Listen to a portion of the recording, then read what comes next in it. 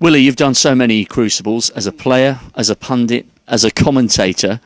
Do you still get the buzz now, even though you're no longer playing and you're on the media side? Do you still get excited when you arrive in Sheffield for another World Championship? Well, let me say this: I get the buzz going down the Parkway. I mean, I lived in Sheffield for 7 years, got the buzz every time I went by the Crucible. Coming off the motorway now, I'm back in Leicester. Coming down that Parkway, that's when I start twitching. It is definitely the home of snooker. I know there's talk about it going everywhere else, but I think it'd be a retrograde step for snooker if it ever leaves the Crucible.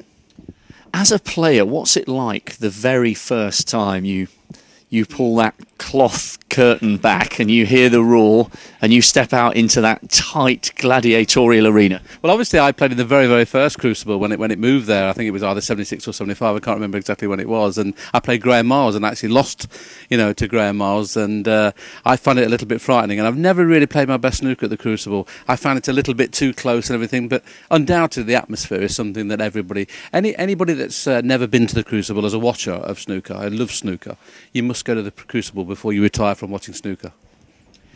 Apart from Ronnie O'Sullivan, we'll talk about him in a moment.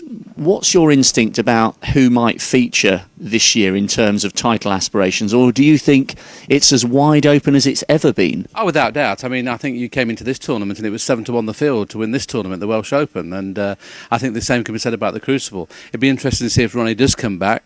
I think they'll install him as favourite just purely because he was the best player. Whether he still would be the best player, I'm not so sure. But I think we could have the first time in the history of the Crucible could be 5, 6, 7-1 the field. Any outsiders that you think might have a good run this year? Well, you wouldn't call Bingham an outsider now. He's won a few tournaments, but he would have been considered an outsider last year. I've always been a Bingham fan, and I'm only surprised it's took him as long to get to where he is now, where he's competing every tournament. Of the younger players, I can't really see. The Crucible, you've got to be a regular player. You've got to have played there more than once. I know that Terry Griffiths won it the first time he went there, but I don't think we'll ever see that again. The Crucible is very, very special, and I think you've got to have an experience of the Crucible. On a general level, there's a little bit of a debate about whether the standards are going up or whether players are just playing more.